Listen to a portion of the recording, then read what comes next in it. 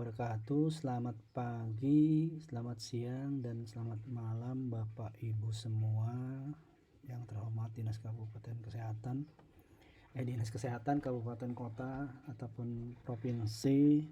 Sekarang saya akan mencoba membuat tutorial bagaimana pemanfaatan aplikasi Aspak memakai username. Yang saat ini saya pakai adalah di username Dinkes Kabupaten Kota. Jadi kalau ingin melakukan validasi, teman-teman Bapak Ibu semua bisa mengklik tulisan validasi ini, lalu pilih apa yang ingin divalidasi, apakah rumah sakit ataupun puskesmas, diklik. Lalu kalau provinsi bisa pilih dulu di sini provinsinya, diklik yang gambar pinggir ya, pinggir tadi, lalu pilih kabupaten kotanya, terus dulu misalnya kita pilih Pondok Gede seperti ini, lalu pilih pelayanan mana yang memang belum divalidasi seperti ini. Nah, kalau seperti ini kan misalnya Bapak Ibu agak lama nih mencari mana yang belum divalidasi.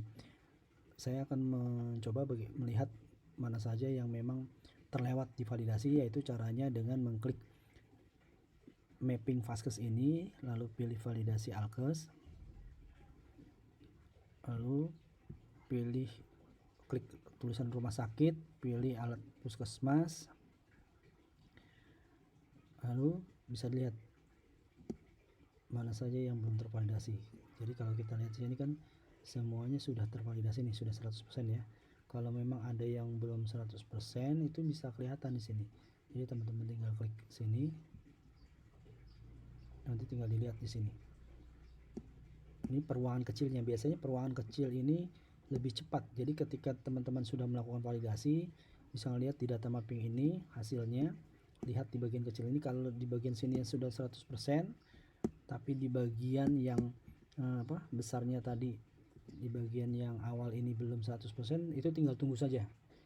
Berarti tandanya sudah selesai. Tapi ketika di bagian kecil ini ada yang belum 100%, berarti ada ruangan kecil yang memang terlewat seperti itu ya. Jadi ini yang perlu dilihat, yang perlu diperhatikan ketika memantau hasil data validasinya seperti itu. Jadi kliknya data mapping, lalu klik validasi Alkes. Terus kalau ingin melihat nilai dari teman-teman untuk keupdatean, jadi sekali lagi keupdatean itu adalah sudah berapa banyak standar acuan ataupun pertanyaan yang dijawab oleh teman-teman rumah sakit maupun puskesmas.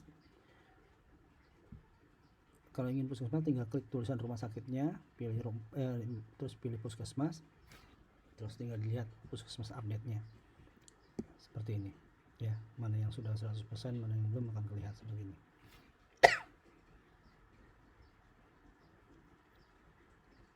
Jadi kalau yang belum tinggal dilanjutkan untuk penginputannya, misalnya apakah sarananya atau rumah sakitnya, seperti itu update-nya. Ini masih banyak yang memang belum 100% seperti itu ya. Itu untuk update-nya. Kalau ini untuk kelengkapan, kalau kelengkapan adalah sarana, prasarana, dan alat yang memang dimiliki oleh puskesmas tersebut. Kalau updatean itu adalah banyaknya standar acuan yang sudah dijawab. Misalnya dari 100 standar acuan, berapa yang sudah dijawab, itu adalah nilai updatean. Kalau misalnya dari 100 dijawab semua, dia akan 100%. Kalau misalnya baru 90, dia akan 90%. Itu tidak melihat memiliki atau tidak memilikinya. Sedangkan kelengkapan ini adalah presentasi kepemilikan dari puskesmas ataupun rumah sakit itu sendiri. Kalau kekurangan ini kebalikannya, ini adalah presentasi ketidakkepemilikan atau yang tidak dimiliki oleh puskesmas atau rumah sakit tersebut. Seperti itu. Ini jumlah puskesmas yang sudah mengakses Aspak juga bisa lihat di aplikasi Aspak ini. Dari 39, ternyata semua sudah mengakses Aspak. Terus persentasenya juga bisa terlihat 100%. Terus persentase kebutuhan ini biasanya untuk menghitung kebutuhan anggaran secara global. Ini kelihatan nih, kalau Kota Bekasi itu kebutuhannya masih besar di Alkesnya 62%, tapi kalau sananya hanya 9% saja, seperti itu ya. Ini tingkat validitasnya, ini kelihatan mana saja yang memang sudah tervalidasi dengan baik, mana yang belum. Ini secara keseluruhan ya. Jadi kalau kita lihat, kalau ini kita pakai Kota Bekasi, kita kita akan lihat berapa banyak, ini 100% semua. Jadi dari seluruh yang ada, Bandung Barat, Kota Bekasi, Sumedang itu sudah seperti ini, bisa kelihatan juga. Terakhir si permonnya ini untuk melihat seluruhan dari kelengkapan, validasi, survei, mana yang sudah semua itu kelihatan di si permon seperti ini. Ya, itu fitur-fitur untuk melihat hasil dari pengisian teman-teman di puskesmas ataupun rumah sakit, yaitu melalui fitur data kontrol. Sekali lagi, melalui fitur data kontrol. Sedangkan untuk khusus untuk esensial ini diabaikan karena ini masih fitur prototype, di mana kami tadinya ingin mencoba beberapa alat kesehatan, kita berikan nilai pembuktian tertentu, tapi untuk sementara ini kita hentikan dulu untuk penilaian tersebut. Jadi ini untuk esensial kita abaikan dulu. Selanjutnya ada fitur Humas Vaskes. Teman-teman bisa melihat sumber dana dari suatu alat tersebut dari mana saja. Misalnya untuk rumah sakit, itu akan kelihatan sumber dananya. Ketika klik Humas Vaskes, ini akan kelihatan seperti ini. Nah, ini gunanya dari Humas Vaskes. Terus usia alat kesehatan juga bisa kelihatan. Misalnya rumah sakit Rawalumbu, berapa banyak yang sudah tua atau masih baru-baru, itu kelihatan di usia alat. Kondisi alat juga begitu. Teman-teman bisa melihat kondisi alat dari suatu rumah sakit, apakah banyak yang baik ataupun banyak yang rusak, itu kelihatan di kondisinya. Ini kelengkapan pelayanan juga bisa kelihatan di sini. Per rumah sakit itu kelihatan per pelayanannya. Dan yang terakhir ada kalibrasi, juga bisa kelihatan hasil dari kalibrasi suatu rumah sakit. Itu juga di fitur ini seperti ini ya. Seperti itu. Jadi itu Humas Vaskes. Kalau rekapitulasi, teman-teman bisa melihat juga jumlah dari suatu alat kesehatan, di jumlah alat kesehatan rumah sakit, ada persentase AKL, itu ada alat luar negeri, AKD alat produksi dalam negeri. Ini bisa kelihatan persentase pemakaiannya seperti ini ya. Jadi ketika teman-teman melihat seperti ini, bisa kelihatan, oh ini pemakaiannya masih banyak, pemakaian dari luar negeri, produksi luar negeri seperti ini.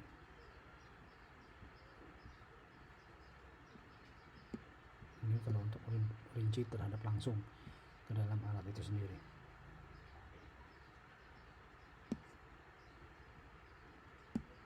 Ini secara rinci bisa lihat juga.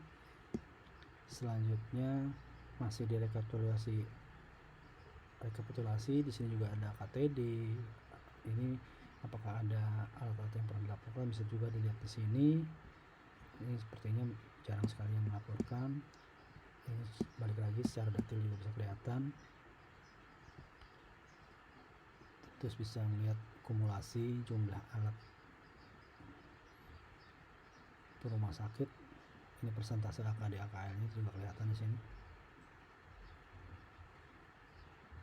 Ya. Perbandingan persentasenya juga kelihatan. Sumber dana ini kelihatan, daftar usia juga persentasenya kelihatan seperti ini ya. Berapa banyak alat yang sudah tua, ini juga kondisinya, mana yang rusak mana tidak kelihatan.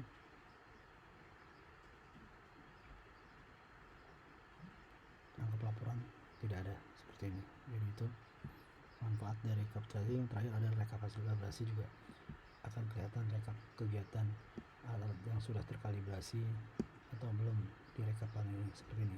Jadi bisa kelihatan juga untuk memantau hasil pelaksanaan pengujian kalibrasi per rumah sakit, terus rekap rumah sakitnya seperti ini. Oh, ini masih ada ya.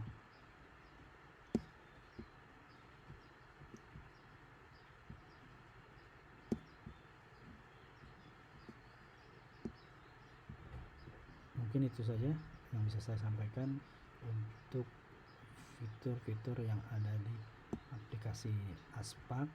Jadi kalau validasi, teman-teman bisa memilih rumah sakit atau puskesmas, pilih rumah sakitnya yang ingin divalidasi, dan bisa juga mendapatkan fitur Excel. Nah, ini dia. Untuk file Excel juga bisa didapat di fitur validasi ini. Jadi kalau teman-teman ingin mendapatkan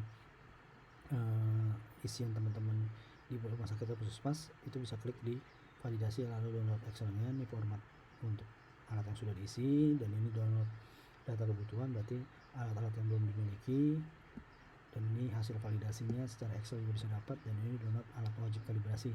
Jadi kita kan tahu tidak semua alat kesehatan itu wajib kalibrasi. Alat tertentu saja yang bisa dikalibrasi, itu bisa di download. Berapa banyak alat yang wajib dikalibrasi itu di download Excel, jadi bisa didapatkan di fasilitas validasi alat kesehatan ini. Begitupun juga puskesmas sama, tinggal diklik terus pilih nama puskesmasnya lalu di download Excel.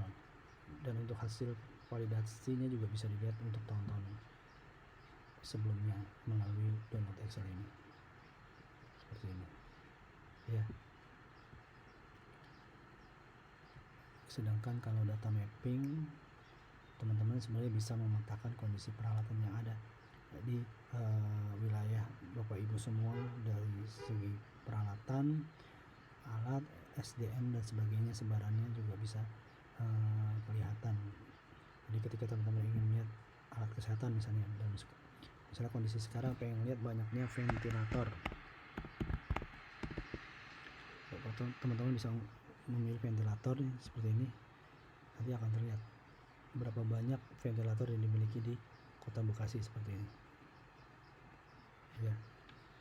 Sudah memiliki ada 35 ya, 35 rumah sakit yang memiliki ventilator, dan detailnya juga akan kelihatan seperti ini.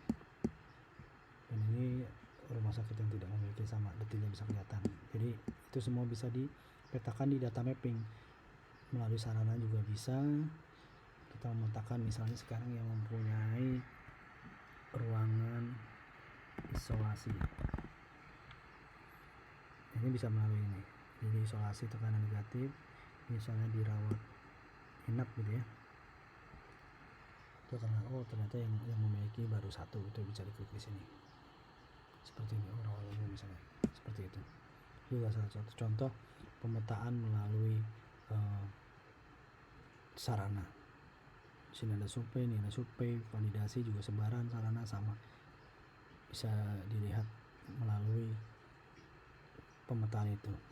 Sebaran alkes itu juga bisa dilihat.